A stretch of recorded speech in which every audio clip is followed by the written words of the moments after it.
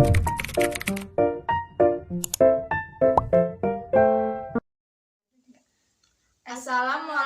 warahmatullahi wabarakatuh.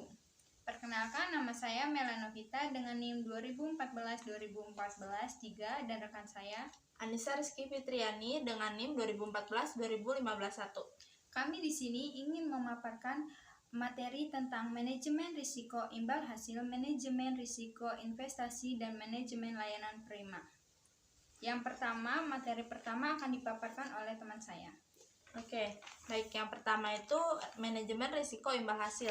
Nah, manajemen risiko imbal hasil itu adalah risiko akibat perubahan tingkat imbal hasil yang dibayarkan bank kepada nasabah karena terjadi perubahan tingkat imbal hasil yang diterima bank dari penyaluran dana yang dapat mempengaruhi perilaku nasabah dana pihak ketiga bank.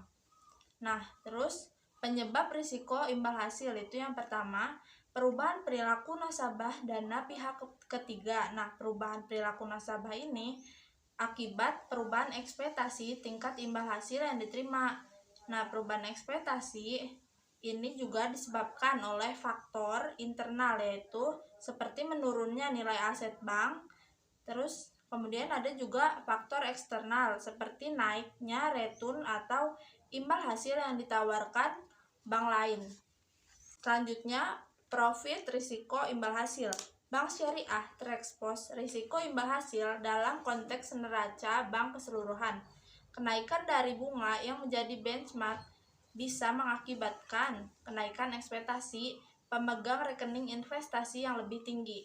Risiko ini berbeda dari risiko suku bunga, di mana bank syariah sangat terkait dengan hasil akhir aktivitas investasi di akhir periode investasi.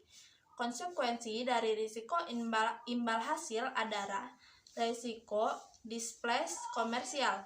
Bank syariah mungkin berada di bawah tekanan untuk membayar kembalian di atas rata-rata dari tingkat pendapatan yang dibiayai dari dana pemegang rekening investasi bagi hasil yang kinerja asetnya berkinerja di bawah pesaing. Bank syariah dapat memutuskan untuk menggunakan bagian haknya untuk seluruh share dari mudhorib untuk menguntungkan pemegang rekening investasi sebagai keputusan komersial. Nah, selanjutnya itu materi tentang manajemen risiko investasi.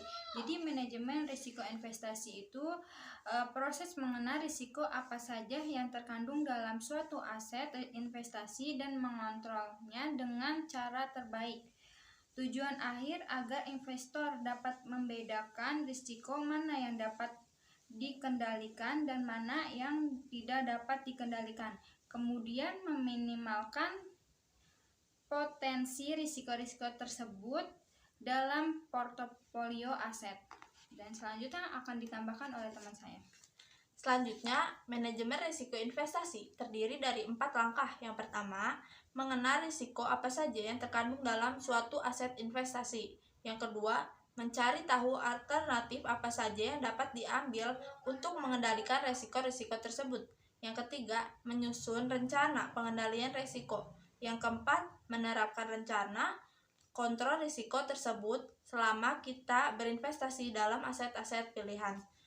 Selanjutnya, risiko investasi didefinisikan sebagai risiko yang muncul dari partisipasi dalam keuangan atau aktivitas bisnis lain dan disebutkan dalam kontrak dan ikut serta dalam menyediakan dana untuk sharing modal dalam bisnis yang beresiko.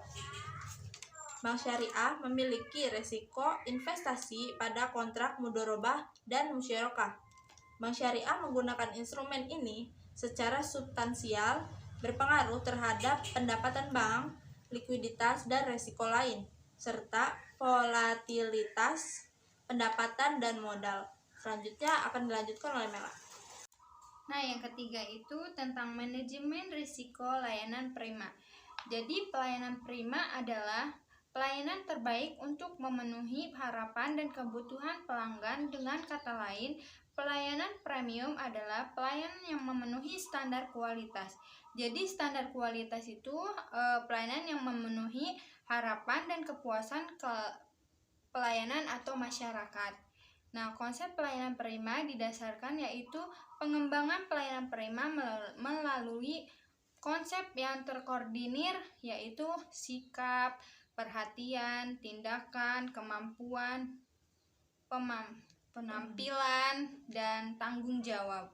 Nah, unsur-unsur dalam pelayanan prima itu nomor 8 1/1993, yaitu yang pertama itu ada kesederhanaan, yang kedua itu kejelasan dan kepastian, yang ketiga itu keamanan, dan keempat itu keterbukaan, dan kelima itu efisien, yang keenam itu ekonomis, dan terakhir itu keadilan yang merata. Nah, keuntungan dari pelayanan prima terhadap kepercayaan nasabah pada dunia perbankan yaitu yang pertama itu meningkatkan kepercayaan nasabah, yang kedua meningkatkan jumlah nasabah, yang ketiga membaiknya kinerja operasional bank karena kepuasan loyalitas nasabah. Cukup sekian pemaparan materi dari kami, kurang lebihnya mohon maaf. Wassalamualaikum warahmatullahi wabarakatuh.